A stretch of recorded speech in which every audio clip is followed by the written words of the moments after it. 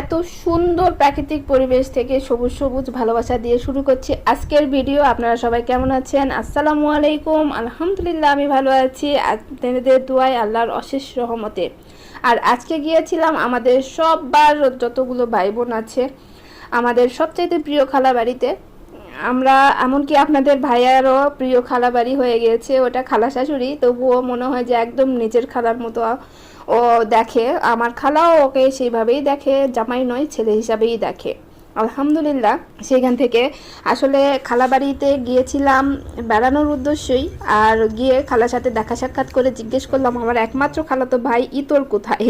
ইতর বলছি কারণ ওর নাম ইথার, আমরা সবাই ওকে দুষ্টুমি করে ইতর বলি, কারণ এত পরিমাণে চঞ্চল বলার বাহিরে আর মাছ ধরার পটু। ও মাছের নেশা, মানে মাছ ধরার নেশায় এত পরিমাণে প্রবল ওর, মানে হচ্ছে কি বলবো আর আকর্ষণ, যে ও মাছ না ধরে মনে হয় থাকতে পারে না, এইরকম অবস্থা। খালে বিলে নদীতে যেখানে বলেন, জাল বলেন, ছোট জাল বড় জাল টানা জাল বড়শি কি কি আছে সেইগুলো দিয়ে সব দিয়ে মাছ ধরতে এক্সপার্ট।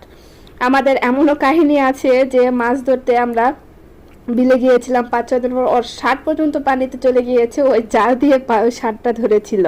আসলে এমন এমন অসংখ্য অসংখ্য স্মৃতি রয়েছে না, মানে ভোলার মতো নয়, চোখে পানি চলে আসে স্মৃতিগুলো মনে করলেই, কারণ ওই স্মৃতিগুলো আর খুঁজে পাবো না।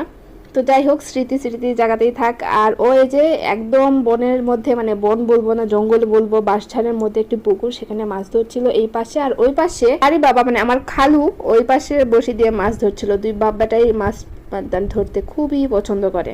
আর আমার মেয়ে যে বালতিতে যেগুলো মাছ ছিল সেইগুলো মাছ ওই পাতা দিয়ে, বাঁশের পাতা দিয়ে খেলার চেষ্টা করছিল মাছের সঙ্গে। আর আমি ওকে বললাম যে মাছগুলো দেখাও কেমন, কতগুলো মাছ ধরেছ। ওইটাই তো পানাগুলো সরিয়ে দিচ্ছে, সরিয়ে দিয়ে এই যে হাত দিয়ে দেখাবে এখন কতগুলো মাছ। মাশাআল্লাহ অনেকগুলো মাছ ধরেছে ও। আর একদম লাস্ট পর্যায়ে ও মাছ ধরে যখন বাসায় নিয়ে এসছে, এই যে মাছগুলো দেখুন না কত সুন্দর, একদম ফ্রেশ টাটকা টাটকা মাছ, দেখেই তো খেতে মন চাচ্ছে, তাই না? আমারও খেতে মন চেয়েছিল। খালা আমাকে সবগুলো একদম পরিষ্কার করে ধুয়ে কেটে বেছে আমাকে দিয়ে দিয়েছে, আমি নিয়ে চলে এসেছি বাসায়।